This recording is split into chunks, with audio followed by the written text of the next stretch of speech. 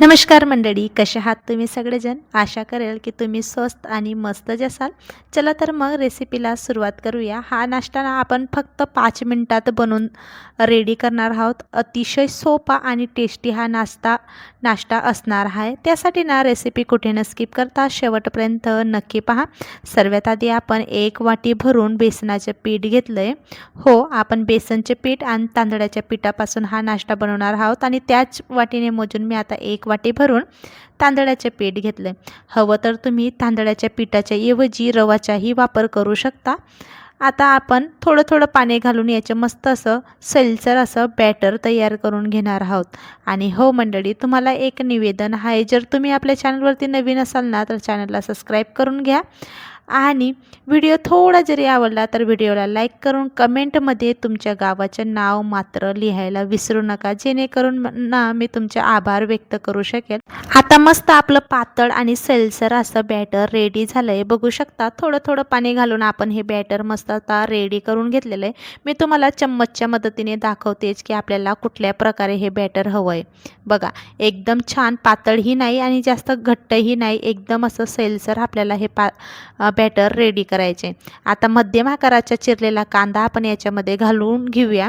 तुम्ही ना तुमच्या आवडीप्रमाणे भाज्या कमी जास्त करू शकता. आता मीडियम साईजचाच मी टोमॅटो घालणार आहे आणि आता याच्यामध्ये आपण थोडे कढीपत्ताचे पानं घालून घेऊया.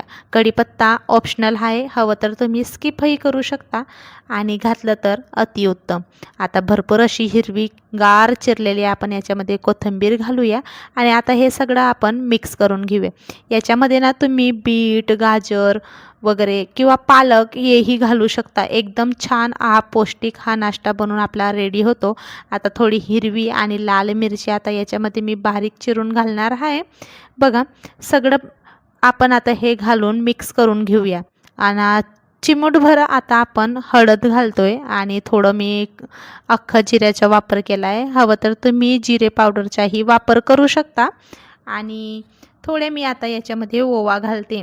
ओवा तसं ऑप्शनल आहे, पण ओवा घातल्याने ना आपली पचनक्रिया जी असते ती सुधारण्यात मदत होते असं सगळेजण म्हणतात, म्हणून मी ओवा याच्यामध्ये घालून आता हे सगळं आपण मिक्स करून घेणार आहोत. आता चवीप्रमाणे आता आपण याच्यामध्ये मीठ घालूया. बघा, मीठ घातल्यानंतर हे सगळं बॅटर ना आपण मस्त असा मिक्स करून घेणार आहोत. मी तुम्हाला आधीच म्हटलं की तुम्ही तुमच्या आवडीप्रमाणे भाज्या घालू शकता. जर मुलं तुमच्या ज्या भाज्या खात नसतील ना त्या भाज्या याच्यामध्ये घाला, जेणेकरून त्यांना सगळ्या भाजींचे विटॅमिन्स वगैरे सगळं त्यांच्या पोटामध्ये जाईल. आता थोडा आपण ना याच्यामध्ये विनोचा वापर करतो आहे. हवं तर तुम्ही ना बेकिंग सोडा असतो ना, बेकिंग सोडा जरी घातला तरी चालणार आहे. आपण याच्यामध्ये विनो घालूया. विनो घातल्यानंतर थोडं पाणी घालूया आणि हे बॅटर मस्त आता आपण मिक्स करून घेऊया. हा नाश्ता ना मंडळी एकदम झटपट बनणारा आहे आणि अतिशय टेस्टी हा नाश्ता बनवून रेडी होतो. तर तुम्ही ना एक वेळेस माझ्या पद्धतीने ही रेसिपी नक्की बनवून पहा, जेणेकरून ना तुम्हाला सकाळच्या नाश्त्याचे जे टेन्शन आहे ते मिटेल. आता आपण मस्त छोटूसा एक पॅन घेतला आहे, तो पॅन गॅसवरती ठेवून घेऊया. थोडंसं तेल टाकूया. तेलच्या ऐवजी तुम्ही तुपाचा किंवा बटराचा पण वापर करू शकता तुमच्या आवडीप्रमाणे. आता चम्मचच्या मदतीने थोडं थोडं बॅटर घालून आता आपण याला मस्त असा कमी गॅसवरती शिजवून घेऊया.